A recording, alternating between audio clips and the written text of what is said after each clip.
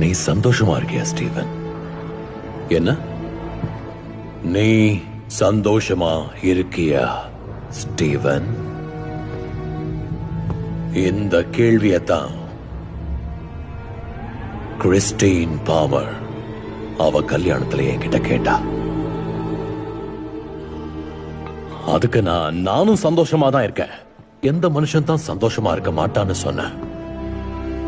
அதுக்கப்புறம் நான் இங்க இந்த பாழடைஞ்ச இடத்துக்கு வந்தேன். இங்க உட்கார்ந்த ஏன் பொய் சொன்னேன்னு யோசிச்சேன். இது எதுவுமே நடக்கணும்னு நான் ஆசைப்படல. இந்த மாதிரி இல்லாத வேற ஒரு உலகத்தை நான் தேடிட்டு இருந்தேன். கிறிஸ்டின் கூட இருக்கிற என்னோட சந்தோஷமான அந்த உலகத்தை. ஆனா என்னால் அதை கண்டுபிடிக்க முடியல. கிடைச்சதெல்லாம் நம்மள மாதிரி இருக்கிறவங்க தான்.